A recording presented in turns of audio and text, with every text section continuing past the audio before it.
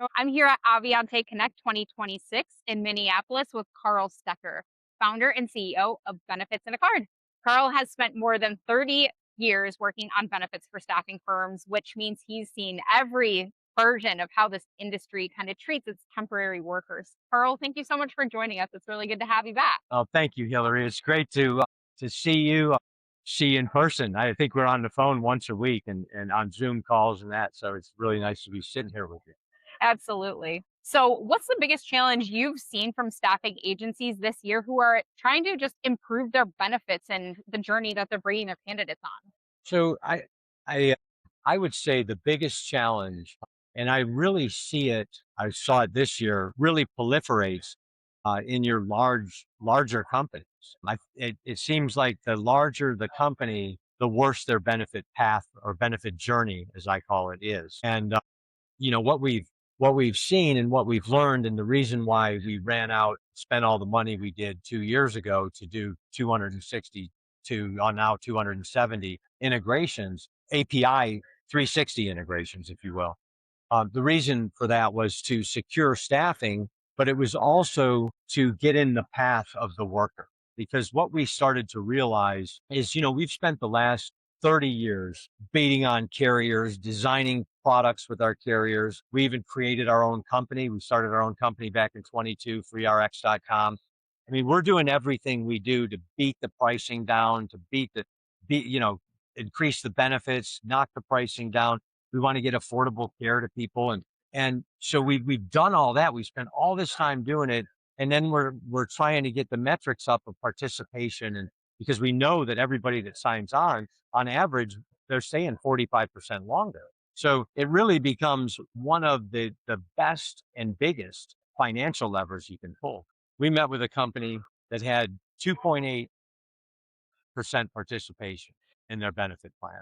If we can take that 2.8 for that business to 12.8, just a 10% increase, that in that company, that equates to that 45% lift equates to 27 million in EBITDA.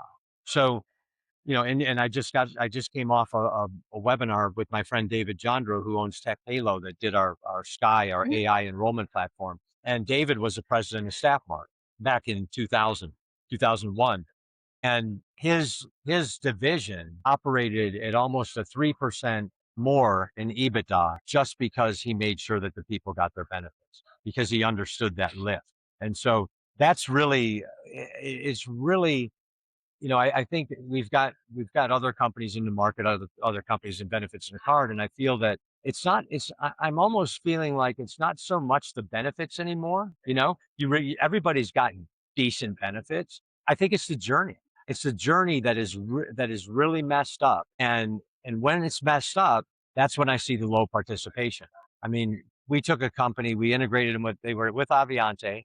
They'd been a client. We finally said, okay, let's do the integration. We worked out the kinks, and we did the integration, and it was they have 1,500 employees. It was about a $2.9 million lift for them because they were signing up that many more people.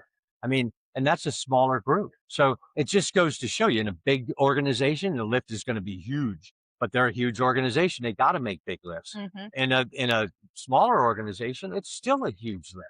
I mean, if you can increase your margins by 2.9 million, and that's profit, that's huge. In a 17 life, 100 life group, that's massive. Can you explain to me why the participation rate is so much lower at some of these big companies that you're talking about than the benchmark?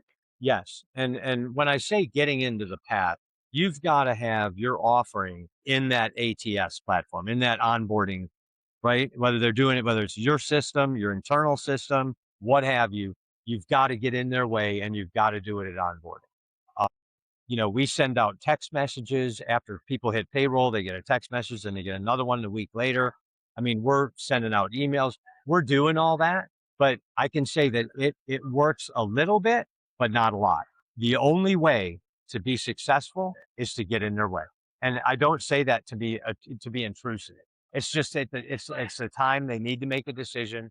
They need to move on, and they're looking at that and they're going, okay, it's time to do this now. And if you send somebody a text, or they may mean to reply, right? But they don't. Mhm. So a lot of staffing firms are still even treating this benefits checkbox. Like it's paperwork. It's not in an onboarding packet. It's a box you tick, but that's not the case. It has huge implications for their Right. bottom line. So dig in a little bit more into what it's actually costing them by deprioritizing something like this. So when you look, if a company sends me their census data, I can tell the story. I mean, I'll know what we can do. Our team knows. And so when we see that, we can advise them, we can help them. And I think that companies that treat this as a check the box, which a lot of them do, it's a huge mistake, and it's costing them a lot of money. Because you think about it, it's not just keeping somebody longer that's increasing your profitability. Okay, you've got that, and it's about a $1,300 lift. That 45%. That's what it looks like in profitability. But the one thing I haven't added into that lift is, let's say that person doesn't elect coverage. They're that person that leaves before that 45% uptick. Well, then you've got all the expense of recruiting another person, running them through a background, running them through all the things you got to do to onboard. So you're not only missing out on the 1,300, you're also spending another grand just on your ancillary onboarding costs. So think about it. You said earlier, a lot of firms, they offer benefits and good benefits a Yes. lot of times, but their workforce barely know about it. They Right. don't even know. So why? Why does that gap exist? Because we're not getting in their way. And I know that I keep going back to that, but it's after 34 years in this space and shaking every tree I can, I'm telling you that's the biggest answer. And we didn't run out and spend millions on integrations because we didn't believe it. And we're helping people, and we're helping companies grow. We're helping companies be more profitable while we're serving their employees. And that, to me, I share with people often that the reason I wake up in the morning is I wake up in the morning for that single mom making $17, $18 an hour, working for her child, to keep clothes on their back, and so on and so forth. And I have no shame saying that's how I grew up. That's what my mom did to raise me. And so I feel obligated. I owe that audience. And, I realize how important it is, and how important it is to America to put these people to work and get them the benefits that they need. I mean, when they come in and they get free RX, they get 1,000 medications, free urgent care, and a 70,000 pharmacy network for $5.99 a week or $6.99 a week for their entire family. That's helping people. We're saving people a bloody fortune, and that's what it's all about. So you are talking to the workforce every single day. You have a call center that fields these calls constantly, right? And it's a view of the industry that not a lot of people have. So what do staffing firm owners misunderstand about what the workforce is actually asking for and needing from their benefits? I think everybody needs to sit back and think more about the people that they're employing and how important they are, and the fact that those people have needs, and their needs are proper coverage, good plans, things that they can afford, and to make their life easier. And everything's got to be able to be done on your phone. Okay. If you can't run your operation, if your staffing company needs a computer and not a phone to do anything, you're behind the times. Very good point. It was another point that they made this morning in the keynote. I Mhm. think you're exactly right. So everybody in staffing also kind of treats turnover as the cost of doing business. It is what it is. It happens, right? How Well, much it's of not when you can change it, right? yeah, how much of it is preventable? 45% on every new hire with your benefit plan. It's black and white. I mean, I've got the data. I've got 26 years of data, and we run it back, and some clients it's even longer. We've got some clients where people say 100% longer. So that 45% is the average across our client base. That has to be kind of shocking to the people who you put that number in front of. Yeah, we're actually building a calculator. We built it.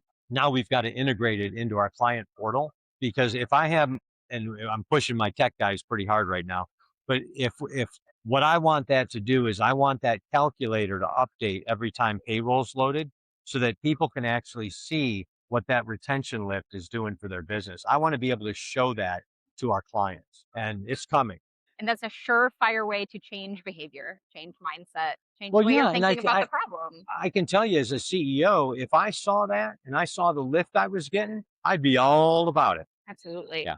So you've been wandering the floor for a couple days now here at Connect, talking to a lot of people, building those connections, meeting new people. What are you most excited about in the conversations that you're having here at Connect? How people are starting to get it. I think people are really understanding. They're understanding more. I think they realizing the importance, and then they're also understanding the importance of these integrations. You think about it is whether you're with Avionté or one of our other integrations, it's they don't have to send payroll anymore.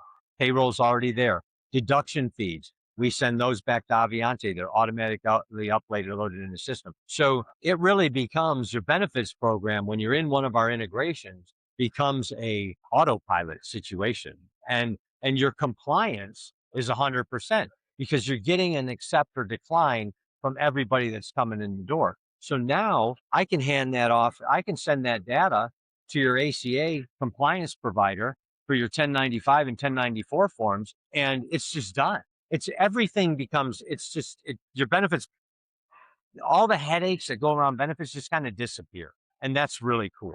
And that's what these integrations have brought us. And that's why we spend so much money to do them, is to create a customer environment that's better.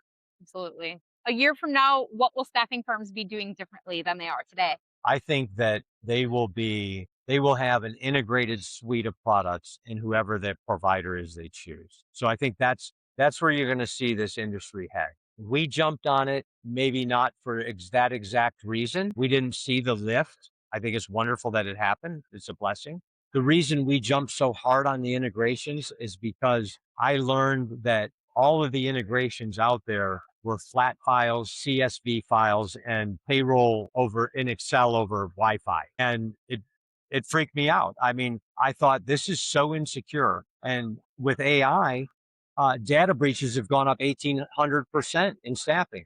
You saw what happened to Manpower, and you see what happened to some of these other big companies. And if I can protect my clients from that, that's what we're going to do. And so it was really about protecting the industry more than it was driving participation, but it turned out to be a win both ways. We also, about halfway through this integration mission, a light bulb went off, and then we said, well, what if they're not integrated? What if the client's not integrated? So we built an application where they can drop their payroll into it, and it'll convert it to API, encrypt it, and send it directly back to our system. And then their deduction feeds are sent back to them in API and then unpacked when they land. And so that's created the security that clients outside of our integrations have the same level of military grade security as the integrated clients do. And that was really key for me. Well, thank you so much, Carl. This has been awesome. Very Sure. good insights. So we appreciate you sitting down with us today at Certainly. Avionté Connect. Yeah, it's great to see you. Thank you. You